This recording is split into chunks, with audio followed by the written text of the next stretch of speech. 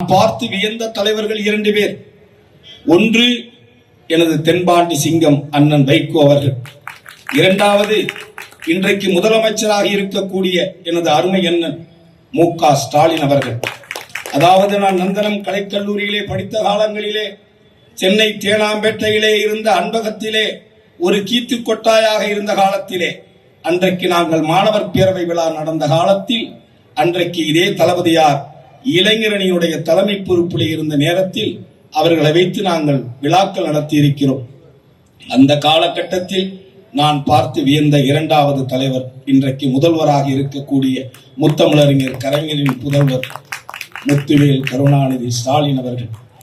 இந்த இருவர் எனக்காக, இந்த இளையவனுக்காக, ஒரு வறியவனுக்காக இதே சிவகங்கையில் நீங்கள் 2 நாட்களுக்கு முன்பாக அன்றைக்கு வேட்பாளர்களை அறிமுகப்படுத்தி முடித்து வந்த பொழுது திடீரென்று யார் ஒருவருக்கும் நிர்வாகிகளுக்கு கூட சொல்லாமல் எனக்காக வீதியிலே இறங்கி வாக்கு சேகரித்தார் தமிழகத்தினுடைய முதல்வர் அண்ணன் மு.க. ஸ்டாலின்.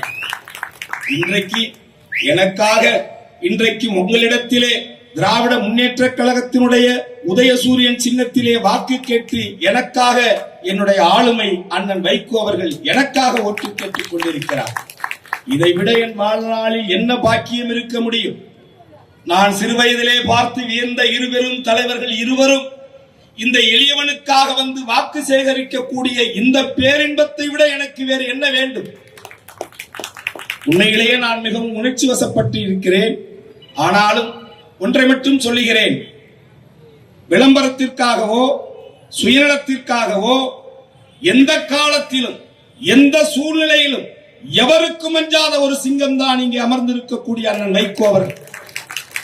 கிட்டத்தட்ட இந்த திராவிட இயக்க தலைவர்களிலேயே அதிகமான நாட்கள் சிறைச்சாலையிலே 4 ஆண்டுகளுக்கு மேலாக 30 வழக்குகளுக்கு மேலாக சிறைச்சாலையிலே இருந்த ஒரே தலைவன் திராவிட தலைவர் அண்ணன் வைகோ அவர்கள் மட்டும்தான்.